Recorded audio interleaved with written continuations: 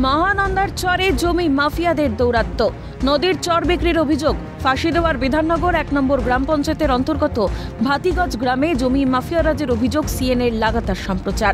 সিএনএর খবরের জেরে এবার অবশেষে নড়ে চড়ে বসল প্রশাসন। পরিস্থিতি খতিয়ে দেখতে ট্রাক্টরে চেপেই নদীর চর পরিদর্শন সরকারি আধিকারিকদের। কথা বলেন গ্রামবাসী ও অভিযোগকারীদের সঙ্গে। জমি মাফিয়াদের দৌরাত্ম্য রুখতে গৃহীত হবে প্রয়োজনীয় ব্যবস্থা, আশ্বাস প্রশাসনের।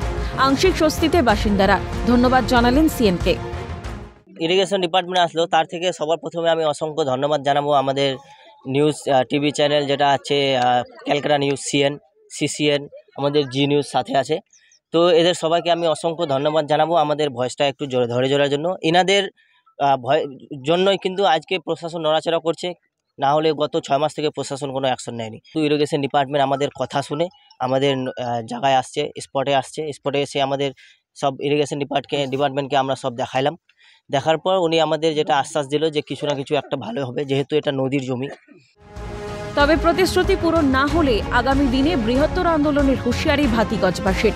আগামীতে মহানন্দা নদীর চরের জমি বিক্রি বন্ধ করতে প্রশাসন সক্রিয় না হলে মুখ্যমন্ত্রীর দুয়ারে ধর্ণা, এমনকি নবান্ন অভিযানের পরিকল্পনা বাসিন্দাদের।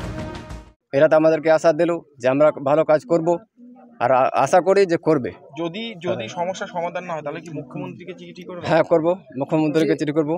জবাব যদি ঠিকমতো না দিতে পারে, তারপর নবান্ন গিয়ে পুরা গ্রামবাসীকে নিয়ে ওখানে ধর্ণা দিয়ে বসে থাকবো আমরা। মুখ্যমন্ত্রীর কাছে চিঠিও দেবো, না হলে মুখ্যমন্ত্রীকে শিলিগুড়ি আসার জন্য বাধ্য করে দেবো গ্রামের লোক সবাই মিলে। এটাই বলে আমার মোহাম্মদ জাভেদ আক্তার বলছি। এটা আমি বলে ধন্যবাদ জানাচ্ছি সিসিএন চ্যানেলকে, যে চ্যানেল আমাদের সাথে আছে, আমাদের যা কথা বলার আছে সবার কাছে তুলে ধরছে। ইতিমধ্যে গ্রামবাসী শিলিগুড়ি মহকুমা পরিষদের সহকারী সভাধিপতি রোমা রেশমি একতার কাছে লিখিত অভিযোগ করেছেন। জমি চুরির বিষয়টি নিয়ে প্রশাসনের সঙ্গে কথা বলার এবং তদন্তে সরকারি জমি উদ্ধার হলে বোর্ড বসানোর আশ্বাস শিলিগুড়ি মহকুমা পরিষদের সহকারী সভাধিপতির। অবশ্যই এটা উপরে আমি প্রশাসনিককে জানিয়েছিলাম এবং তারা ইমিডিয়েট অ্যাকশনও নিয়েছে।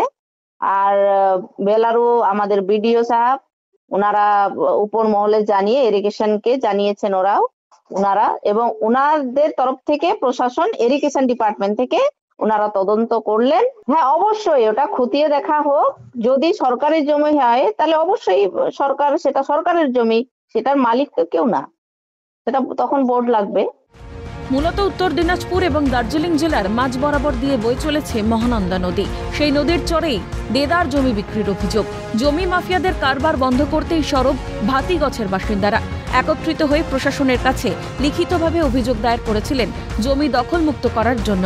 কিন্তু অভিযোগ জানানোর পরেও প্রশাসনের পক্ষ থেকে জমি বেদখল করার কোনো উদ্যোগ গৃহীত হয়নি বলেই দাবি করেছিলেন বাসিন্দারা। অবশেষে সিএনএর খবর সম্প্রচারে সরকারি আধিকারিকদের তৎপরতা। এখন নদীর চরের জমি উদ্ধার আদৌ সম্ভব হয় কিনা সেটাই দেখার। পিকাই ঘোষের রিপোর্ট, ক্যালকাটা নিউজ।